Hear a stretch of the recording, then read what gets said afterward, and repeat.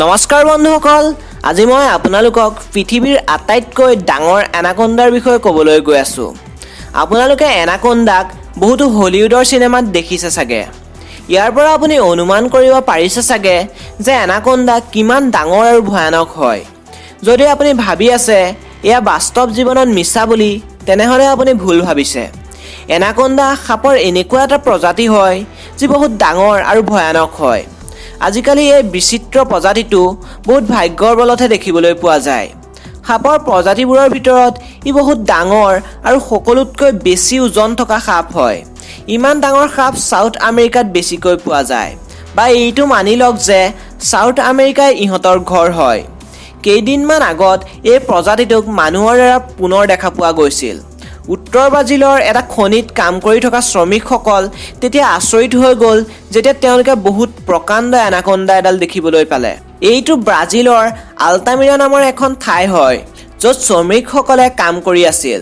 তেতিয়া তেওঁলোকে জোৰ জোৰকৈ এটা শব্দ শুনিবলৈ পালে আৰু চাওঁতে চাওঁতে তাত এটা বৃহৎকায় এনাকোণ্ডা তেওঁলোকৰ সন্মুখত দেখা দিলে। এই বৃহৎকায় এনাকোণ্ডাটোৰ দৈৰ্ঘ্য প্ৰায় 33 ফুট বুলি কোৱা হৈছে আৰু ইয়াৰ ওজন 450 কিলোতকৈ বেছি হয়।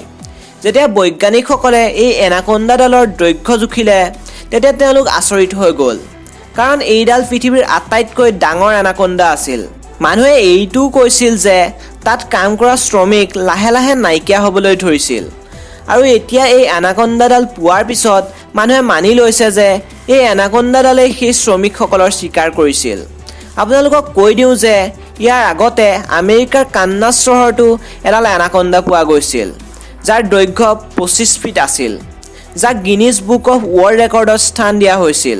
এই এনাকোণ্ডাডাল বিচাৰি পোৱাৰ পাছত ওচৰ পাজৰৰ এলেকাৰ মানুহসকলে বহুত ভয় খাই আছে। বন্ধুসকল, আশা থাকিল আপোনালোক সকলোৱে এই ভিডিঅ'টো চাই ভাল পালে। এনেধৰণৰ আৰু ইণ্টাৰেষ্টিং ভিডিঅ'ৰ কাৰণে এই ভিডিঅ'ৰ তলতে এটা ৰঙা চুইচ আছে, তাক চুই চেনেলটো ছাবস্ক্ৰাইব কৰি দিয়ক আৰু লগতে বেল আইকনটো চুই দিয়ক। মই আহি আছোঁ অতি সোনকালেই নতুন ভিডিঅ'ৰ সৈতে। তো আজিলৈ ইমানেই। ভিডিঅ'টো শেষলৈকে চোৱাৰ বাবে ধন্যবাদ।